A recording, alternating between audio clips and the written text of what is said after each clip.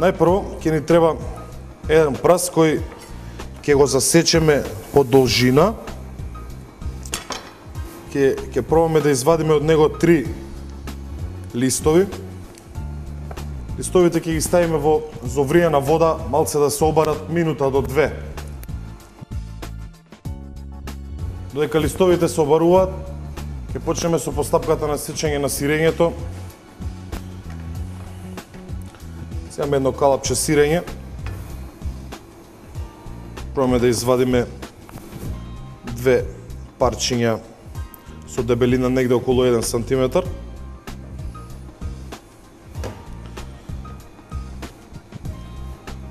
Домат црвен.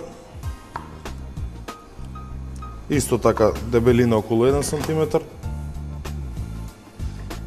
Свежа зелена пиперка, може да биде блага, може да биде љута, тоа е желба на конзументите.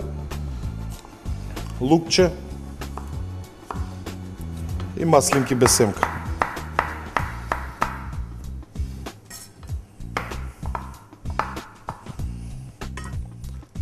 Празот чим почне веќе да се витка е обарен.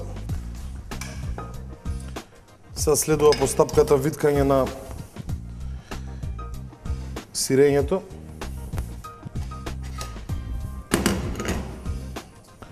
Го испружуваме празот по должина. Вадиме едно парче од празот, подоцна ќе објасниме зашто е тоа така. И почнеме со редењето. Најпрво ставаме парчето сирење. Парчето го посипуваме сирење со малку маслинов зејтин.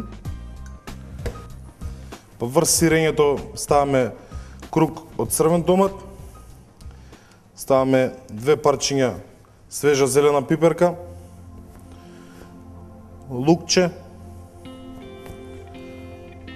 малку босилок, сув. Ако имаме свеж, може и свеж да ставиме. Неколку кругчиња од маслинката. Посипуваме со маслинов зејтин и завршуваме со уште едното парче сирење одозгор. Посипуваме со маслинов зејтин, почнуваме кон виткањето на сирењето. Листовите еден по еден креваме нагоре. Правиме како бомбона. Парчето што претходно го извадивме, го користиме како врвка за да сето тоа убаво го врземе.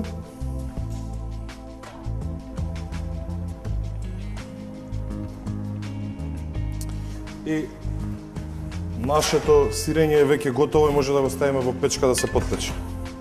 Претходно тавата ќе подмачкаме со масло.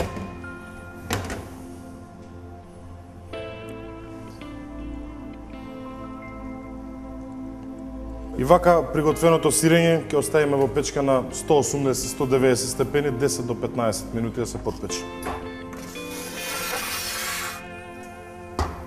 Додека сирењето се пече во печка, ние ќе земеме да приготвиме подлога за сирењето. За тоа ќе ни биде потребно едно длабоко чиниче.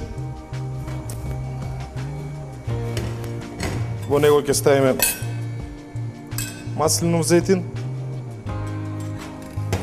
Ќе ставиме бибер, не мелен, туку кршен, во зрна. Босилок. Малку сол.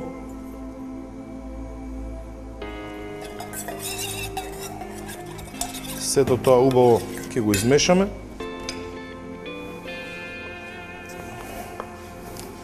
Ќе дадеме шери патлиџанчиња, сечени на резниња.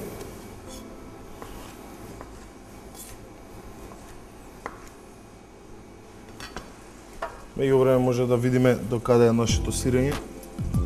Убаво изгледа, убаво се пече. Така да сосот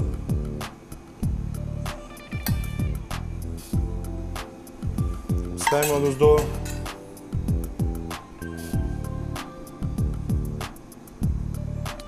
Ставиме за декорација шери патлиџанче.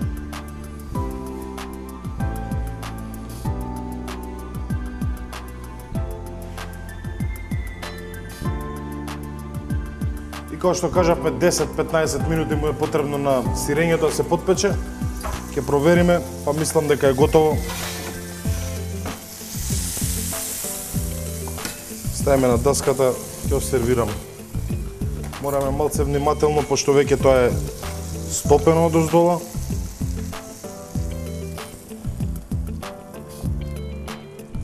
Сервираме на средината на чинијата.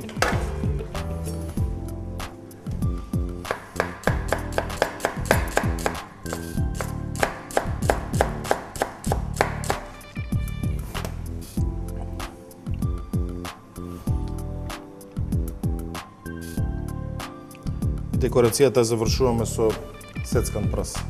Тоа е тоа. Пријатен апетит!